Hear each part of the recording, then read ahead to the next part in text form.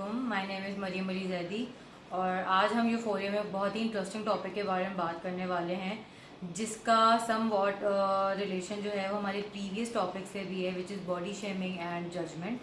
तो आज का जो हमारा टॉपिक है वो है personal grooming, which is also called preening. इसको जो है इसका एक और जो इसका सिनोनिम है दैट इज़ प्रीनिंग। लेकिन पर्सनल ग्रूमिंग में हम बात करेंगे आज सिर्फ लड़कों की, यानी जेंट्स की, मेल्स की जो है वो पर्सनल ग्रूमिंग के बारे में, कि उनकी जो ग्रूमिंग है वो किस तरह से की जा सकती है, या उनको जजमेंट जैसी चीज़ों से कैसे बचाया जा सकता है, या जो मेल हजरात हैं, जो जो लड़के हैं, या जो कह लें मर्द हजरात हैं, वो अपने आप को कैसे जो है वो जज होने से काफ़ी हद तक जो है वो बचा सकते हैं। या इसके अलावा क्या कर सकते हैं हम, कैसे बॉडी शेमिंग के बहुत सारे लोग जो हैं वो शिकार होते हैं।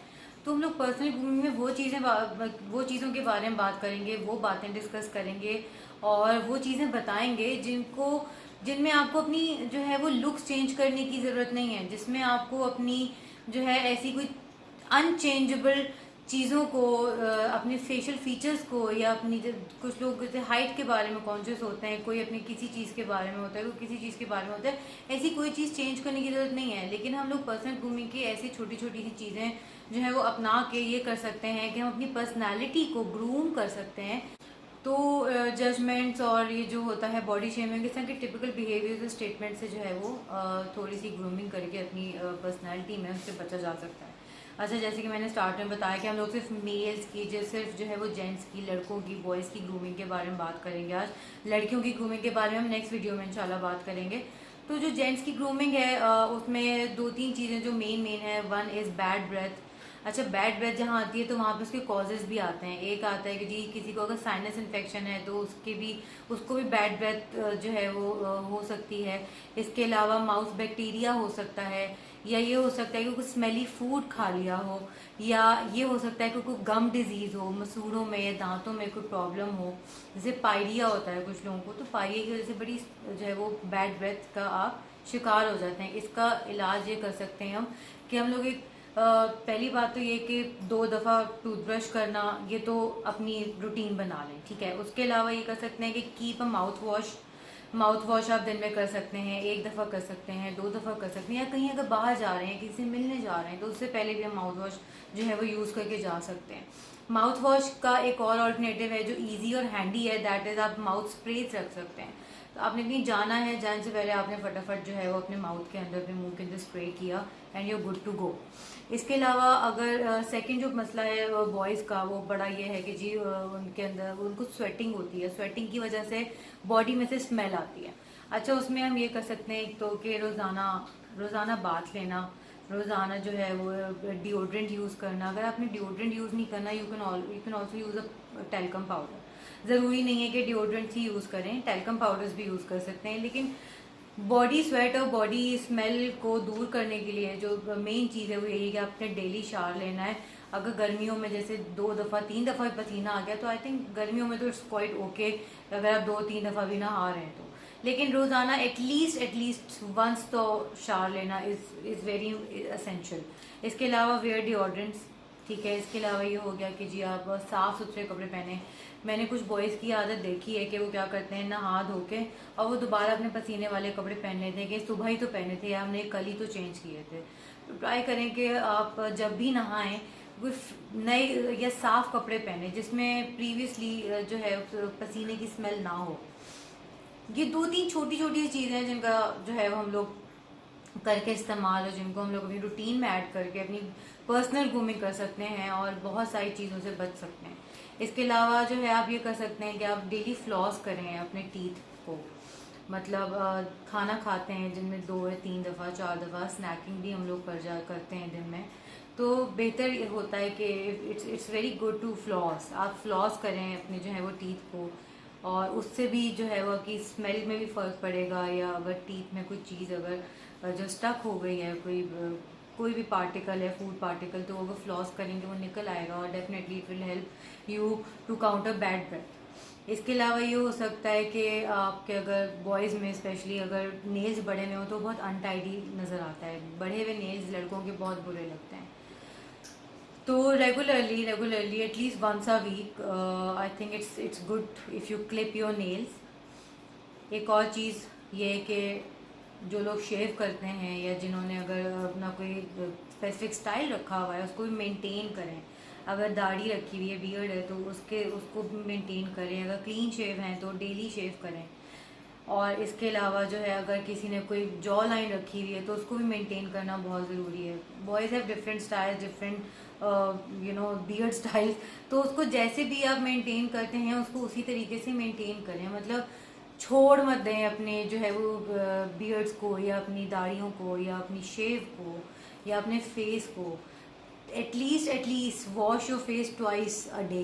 दिन में एटलीस्ट 2 दफ़ा फेस वॉश करें। बहुत सारे लड़के हैं फेस वॉश करने में दे आर वेरी लेज़ी। मेरी फैमिली में भी बहुत सारे हैं, मेरे कज़न्स हैं, मेरे अपने हस्बैंड भी ऐसे हैं। They hardly like to wash their faces, तो it's good if you wash your face at least twice a week. अच्छा, उसके बाद जो है वो थोड़ी सी और चीज़ें आ जाती हैं जिसमें टेबल मैनर्स बहुत इंपॉर्टेंट हैं। तो टेबल मैनर्स में अगर बहुत सारे लोगों को इट्स वेरी कॉमन, ज़रूरी नहीं कि हम में से हर एक को टेबल मैनर्स जो हैं वो 1 to all आते हों। No, it's not necessary, but जो इजी और अच्छा तरीका है और जो हम कर सकते हैं, हम ये कर सकते हैं कि हम सीख लें टेबल मैनर्स।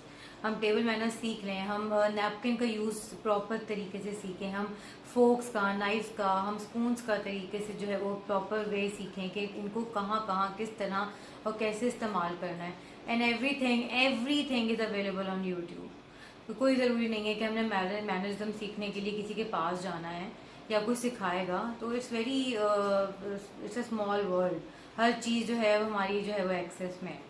तो आप ये कर सकते हैं कि आप यूट्यूब से टेबल मैनर सीख सकते हैं, फोक्स एंड नाइफ्स का यूज़ सीख सकते हैं। फोक्स हमने कब कब यूज़ करना है, नाइफ्स कब यूज़ करनी है, नैपकिन को कौन कौन से तरीक़ों से किस टाइम कैसे कैसे यूज़ करना है। It's very easy and it's very it's a good thing कि अगर आप इनको सीख जाएं, आपकी पर्सनल ग्रूमिंग में एक चीज़ ऐड हो रही है और वो ऐड होके आपकी पर्सनालिटी को मज़ीद निखार रही है, मज़ीद आपकी पर्सनालिटी को इन्हांस कर रही है।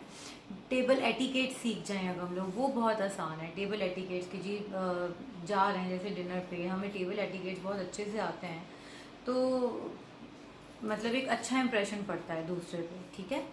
इसके अलावा बहुत एक इम्पॉर्टेंट चीज़ है जिसको हम सब लोग इग्नोर कर देते हैं, लड़कियां भी इग्नोर करती हैं, लड़के भी करते हैं, विच इज़ पोस्चर।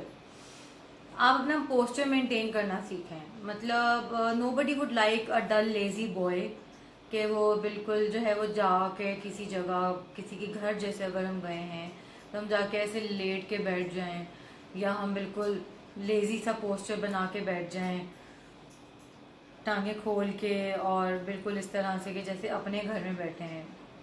ये अगर पोस्चर मेंटेनेंस आ जाए, थोड़ी सी पोस्चर अपना मेंटेन करें, थोड़ा अलर्टनेस अपने पोस्चर में रखें, लेजी स्लाउची इस तरह के पोस्चर्स जो हैं वो अवॉइड करें, तो again it would be a good addition in your personal grooming. Last but not the least, personal hygiene. फिर से बात करूँगी, पर्सनल हाइजीन को सबसे ज़्यादा फोकस में रखें, पर्सनल हाइजीन को सबसे ज़्यादा जो है वो इम्पोर्टेंस दें। रोज़ाना नहाएं, रोज़ाना जो है वो शेव करें। रोज़ाना अगर नहीं भी कर सकते कुछ लोग तो एक एटलीस्ट ऑल्टरनेट डेज पे करें। इसके अलावा ये कर सकते हैं कि डिओड्रेंट्स यूज़ करें, माउथ फ्रेशनर्स यूज़ करें और क्लीन क्लोथ्स पहने। पसीने वाले कपड़े नहा के दोबारा से मत पहन लें, उसका कोई फ़ायदा नहीं है, यू विल स्टिल स्टिंक। तो अगर आपने नहाना भी है, if you putting an effort and still you are going to stink, तो उसका कोई फ़ायदा नहीं है आई थिंक। इसके अलावा छोटी छोटी चीज़ें बैड ब्रेथ को काउंटर करने के लिए मैंने बताया था, फ्लॉस करें, माउथ फ्रेशनर यूज़ कर सकते हैं, 2 दफ़ा एटलीस्ट टूथब्रश यूज़ कर जो है वो सुबह शाम करें, सोने से पहले करें। और अगर अगर कोई गम्स में कोई इन्फेक्शन है या कोई टीथ में अगर आपकी कोई प्रॉब्लम है, कोई बीमारी है, तो सबसे पहले तो बेहतर है कि उसका इलाज कराएं और बाद में जो बैड ब्रेथ है उसका कॉज ढूंढें और उसको काउंटर करने की कोशिश करें। लड़कियों के बारे में हम लोग उनकी पर्सनल ग्रूमिंग के बारे में I think it will be a very long video, तो वो मैं और अंबर मिलके इंशाल्लाह बनाएंगे। तो for boys it was all. तो सेकंड वीडियो का जो लिंक है वो मैंने यहाँ ऊपर ऐड कर दिया है, which is for girls grooming. वो आप यहाँ पे क्लिक करके देख सकते हैं। Thank you so much.